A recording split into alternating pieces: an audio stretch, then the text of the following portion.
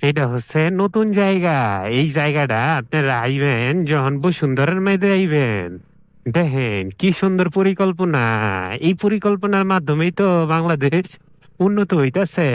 আজকাল যা যা আপনি করে দেখাইতাছি সেগুলি হচ্ছে আপনাকে সামনের ভবিষ্যৎ। ওই দেখেন নীলা মার্কেট না, এটা হচ্ছে জলসিঁড়ি পার্ক।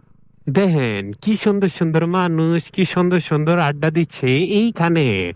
লাইট ইত্যাদি সবকিছুই লাগানো হয়েছে। সাথে আছে ডিউটি কাদের, আমাদের আপনাদের সেফটির জন্য যেই মানুষগুলো রাখা আছে তাদেরকে ডিউটি দিতে হয়। এখন তারা তো ফ্রি ফ্রি থাকবে না, তাদের জন্য অবশ্যই অনেক কিছু আছে। সাথে দেখতে পারতেছেন এখানে আমাদের মিলিটারি ভাইয়ের জন্য একটি গাড়ি।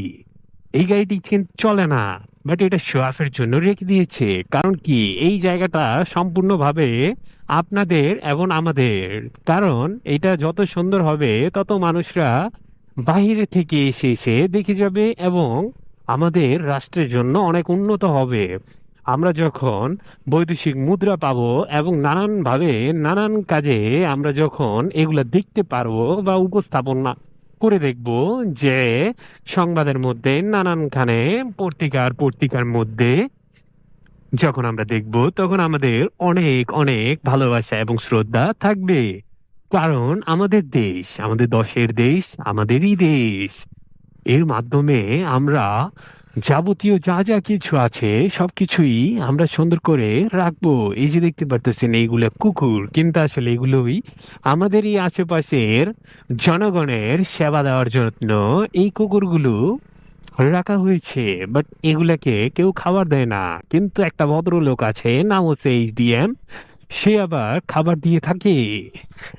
এই ভদ্রলোকের ভিডিও আপনারা সবাই দেখে থাকেন, আমিও দেখে থাকি। বাট আমি আসলে খাবার দিয়ে থাকি না এই কুকুরগুলোকে। অবশ্যই আপনারা যদি আমাকে প্রেরণা দেন, অনুপ্রেরণা দেন, অবশ্যই আমি আপনাদেরকে দেখাবো যে কিভাবে তাদেরকে ভালোবাসতে হয়।